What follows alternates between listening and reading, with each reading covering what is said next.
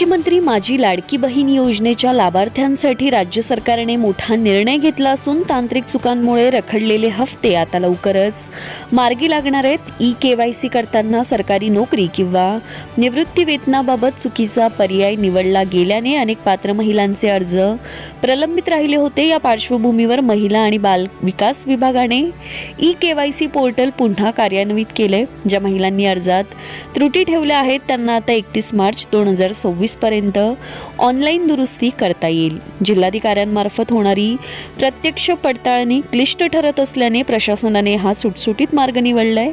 यामुळे हजारो महिलांच्या खात्यात प्रलंबित हफ्ते जमा होण्याचा मार्ग मोकळा झाला असून महायुती सरकारने लाडक्या बहिणींना 2100 रुपये देण्याचं आश्वासनही दिलंय।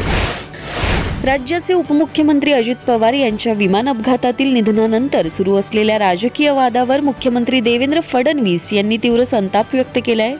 या दुर्दैवी घटनेचे भांडवल करून खालच्या पातळीचे राजकारण करणे अत्यंत चुकीचे आणि दुर्दैवी असल्याचं त्यांनी सांगितलं।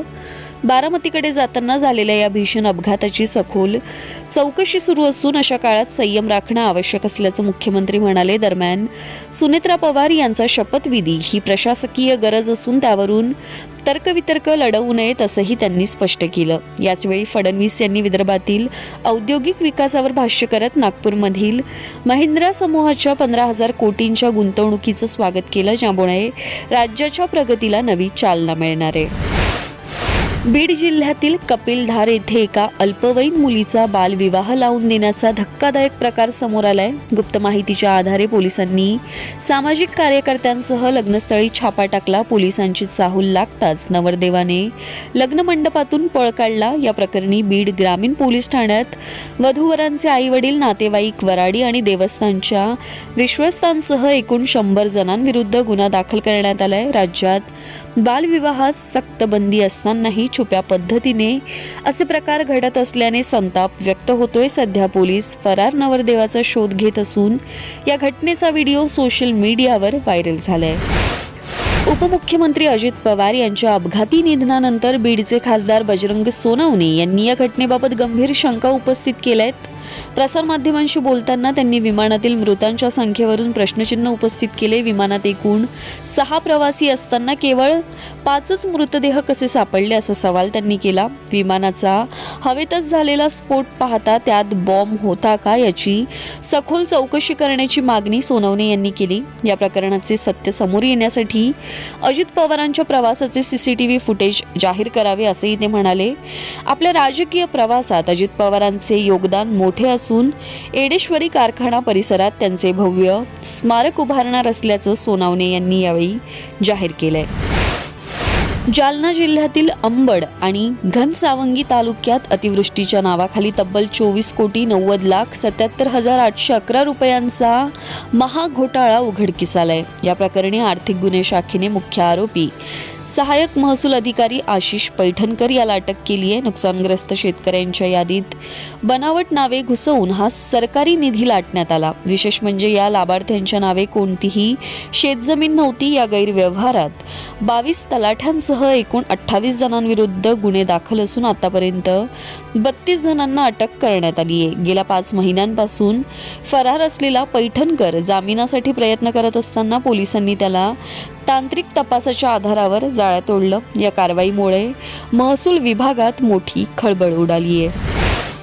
बँकेचे कर्ज घेतलेल्या ग्राहकांसाठी एक आनंदाची बातमी आहे। अनेकदा कर्ज वसुलीसाठी रिकव्हरी एजंट ग्राहकांना मानसिक त्रास देतात, पण आता रिझर्व्ह बँकेने यावर कडक निर्बंध आणलेत। RBIचे गव्हर्नर संजय मल्होत्रा यांनी सांगितले की वसुलीच्या नावाखाली ग्राहकांना आता कोणीही छळू शकणार नाही। तसेच बँका आता ग्राहकांना फसवून कोणतीही चुकीची पॉलिसी किंवा स्कीम विकू शकणार नाहीयेत। जर तुमच्या बँक खात्यातून ऑनलाईन फसवणुकीद्वारे पैसे चोरीला गेले तर आता तुमची जबाबदारी मर्यादित असेल आणि तुम्हाला 25,000 रुपयांपर्यंतची भरपाई मिळू शकेल। विशेषतः ज्येष्ठ नागरिकांचे डिजिटल व्यवहार अधिक सुरक्षित करण्यासाठी नवीन नियम लागू केले जाणार आहेत। सामान्यांची फसवणूक टाळण्यासाठी आणि बँकिंग व्यवहार अधिक पारदर्शक करण्यासाठी RBIने हे पाऊल उचलले। आज झालेल्या पतधोरण बैठकीत हे निर्णय घेण्यात आले। दरम्यान रेपो दर 5.25 वर स्थिर ठेवण्यात आलाय।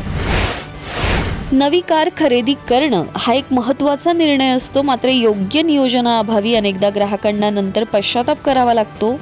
म्हणूनच कार घेण्यापूर्वी सर्वप्रथम आपले बजेट निश्चित करणं आवश्यक आहे. तुमच्या कुटुंबाची गरज आणि आवडीनुसार हॅचबॅक, सेडान किंवा SUV यांपैकी योग्य पर्यायाची निवड करावी. कारचा वापर प्रामुख्याने शहरात होणार की हायवेवर यानुसार इंजिनची क्षमता आणि इंधन प्रकार ठरवणं फायद्याचं ठरतं. आजच्या काळात केवळ लुक किंवा मायलेजवर अवलंबून न राहता कारमधील फीचर्स आणि सुरक्षेला सर्वोच्च प्राधान्य द्यावं. स्वस्त कारच्या नादात सुरक्षेशी तडजोड करणं जीवावर बेतू शकतं. त्यामुळे किमान 6 एअरबॅग्स आणि आधुनिक सुरक्षा यंत्रणा असलेली कारच निवडावी. धावपळीच्या युगात मायलेज आणि परफॉर्मन्स यांचा योग्य समतोल साधणारी कार निवडल्यास तुमची गुंतवणूक सार्थ ठरेल. पाकिस्तानची राजधानी इस्लामाबाद शुक्रवारी भीषण आत्मघाती हल्ल्याने हादरली आहे. येथील एका शिया मशिदीत शुक्रवारच्या नमाज दरम्यान झालेल्या स्फोटात एकूण 70 जणांचा मृत्यू झाला असून 169 गंभीर जखमी झालेत. मृतांचा आकडा वाढण्याची भीती सुरक्षा यंत्रणांनी व्यक्त केली असून शहरात आणीबाणी घोषित करण्यात आली आहे. राष्ट्रपती आसिफ अली झरदारी यांनी या घटनेचा तीव्र निषेध करताना हा हल्ला मानवतेच्या विरोधात असल्याचं म्हटलंय. गेल्या काही महिन्यांपासून पाकिस्तानातील दहशतवादी कारवायांमध्ये मोठी वाढ झाली असून जागतिक दहशतवाद निर्देशांकात पाकिस्तान आता दुसऱ्या क्रमांकावर पोहोचलाय. TTP आणि ISK सारख्या संघटनांकडून सातत्याने नागरी भागांना लक्ष्य केलं जात असल्याने देशातील सुरक्षा व्यवस्थेवर प्रश्नचिन्ह निर्माण झालंय. बॉलिवूडचा सुपरस्टार शाहिद कपूरचा यशस्वी प्रवास अत्यंत खडतर संघर्षातून सुरू झाला. आज कोट्यवधींच्या मालमत्तेचा मालक असलेल्या शाहिदकडे सुरुवातीच्या काळात साधे कपडे खरेदी करण्यासाठीही पैसे नव्हते. बॅकग्राऊंड डान्सर म्हणून कारकीर्द सुरू करणाऱ्या शाहिदला अनेकदा हिरो मटेरियल नाही म्हणून नाकारलं गेलं. वडिलांचं नाव पंकज कपूर असूनही त्याने स्वतःच्या बळावर 250 पेक्षा जास्त ऑडिशन्स दिल्या. इश्क विश्कमधून पदार्पण केल्यानंतर सलग 6 चित्रपट फ्लॉप झाल्याने त्याने अभिनय सोडण्याचा विचार केला होता. मात्र विवाह आणि जब वी मेट चित्रपटांनी त्याचं नशीब बदललं. प्रतिकूल परिस्थितीवर मात करत त्याने आज बॉलिवूडच्या सर्वात यशस्वी कलाकारांमध्ये आपलं स्थान निश्चित केलंय. 7 फेब्रुवारीपासून सुरू होणाऱ्या T20 वर्ल्ड कपमधील पहिल्या सामन्यापूर्वी टीम इंडियाचा फिनिशर रिंकू सिंग सायबर हल्ल्याचा बळी ठरलाय.